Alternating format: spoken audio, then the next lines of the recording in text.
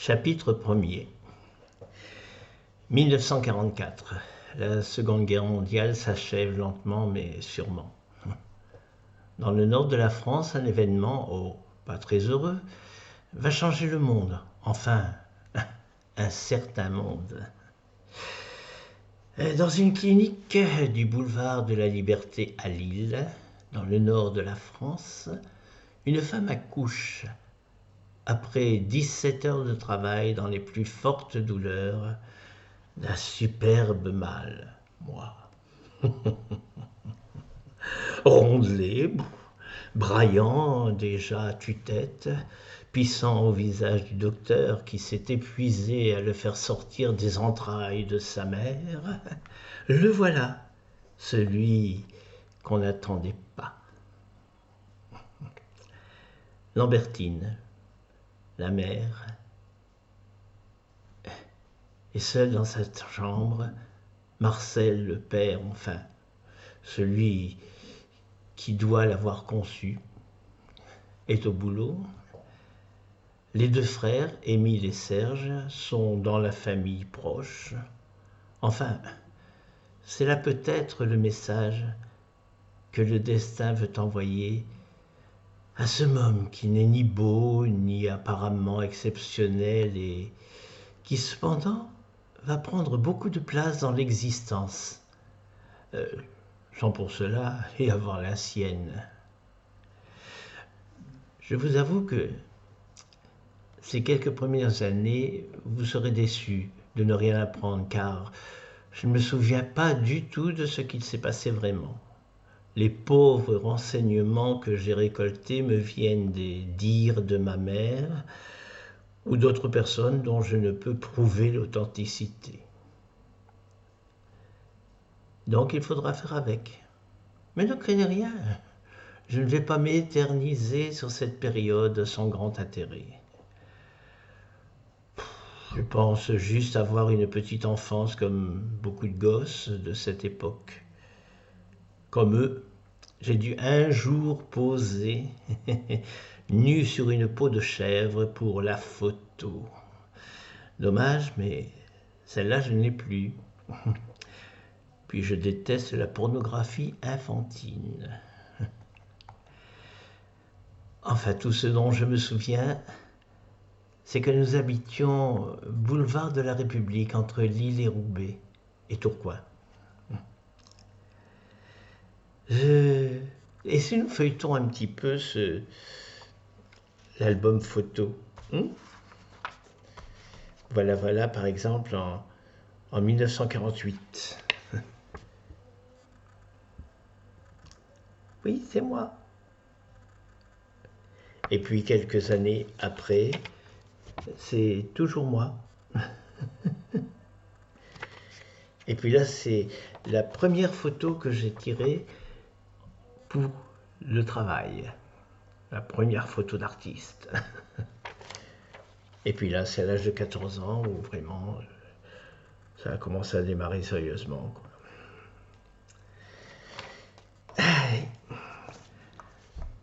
Ma mère était concierge dans un superbe immeuble du type classique.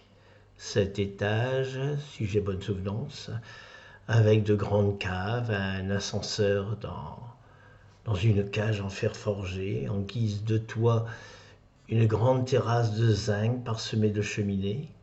Un vrai décor de théâtre, on aurait pu y tourner Mary Poppins. On a une très belle vue de là-haut. On aperçoit au travers des arbres qui bordent le boulevard une sorte de petit château, juste en face, qui se dresse au milieu d'un grand jardin rempli de fleurs ornées sur le devant d'une immense pelouse cerclée d'un chemin où peuvent passer les voitures. Oui, c'est celui qui est derrière moi, ici. Paraît-il que nous aurions pu être les heureux propriétaires. En effet, pendant la guerre, notre immeuble était occupé par les Allemands. Ma mère, qui était dans la résistance, avait eu une liaison avec un Allemand qui l'aidait afin de faire passer inaperçu auprès de l'ennemi pour donner des armes ou des communiqués, des renseignements importants aux gars de la résistance. Tout cela en cachette de mon soi-disant père. Cet Allemand-là était, paraît-il, bien en tout point. Car en plus d'être le type de ma mère, il était plus de notre côté que du côté des Boches. Enfin, Bosch égale allemand. Deutsch, Dickkopf, cabochard, allemand à la tête dure, enfin soit. Et il nous aidait également beaucoup pour trouver de la nourriture sans ticket. La propriété d'en face était également réquisitionnée par eux. Ils possédaient même les titres de propriété. Vers la fin de la guerre, Franz, c'était le nom, avait dit à ma mère, « Si tu veux, je n'ai qu'à inscrire ton nom sur ce titre et la maison t'appartient. » Cela terrorisa mon père, qui, comme d'habitude, dans les situations critiques, devait mouiller au fond de son froc. Il interdit formellement à ma mère d'accepter sous la menace de le dénoncer comme collaboratrice. Là commence mon dégoût pour cet être minable, capable de faire un tel acte, qu'il n'accepte pas ce qui lui était proposé soit, mais de là à dénoncer sa propre femme en sachant le sort qu'on lui réservait, c'était ordurier. Enfin, la guerre finie, ma mère est restée concierge, Franz est rentré en Allemagne. On n'eut plus jamais de ses nouvelles. Mon père est resté employé au tram, et moi je continue à grandir dans cette petite loge de concierge avec mes 2 frères et mes parents. Ah tiens, parlons-en de mes 2 frères. Le premier est né en 1933, Émile, de son prénom, une vraie tête brûlée. Il s'amusait à voler dans les colis destinés aux locataires qui transitaient par chez nous, enfin par la conciergerie. Bien entendu, c'était ma mère qui prenait les engueulades le temps qu'il profitait de ses exploits. Quand il eut 16 ans, il s'engagea dans la Légion étrangère pour ne plus voir et ne plus avoir à subir l'autorité parentale. Plus tard, il se porta volontaire pour l'Indochine. Dès cet instant, il avait fini d'exister pour moi. Être volontaire pour aller tuer des inconnus n'entre pas dans mes goûts. Le second, Serge, était de 6 ans mon aîné. Nos rapports étaient différents. Je pense que jusque-là, enfin jusqu'à un certain âge du moins, nous n'avons eu aucun problème. Et puis il tomba gravement malade, la polio. Oui. Je devais sans cesse m'occuper de lui, sans comprendre vraiment ce qu'il disait.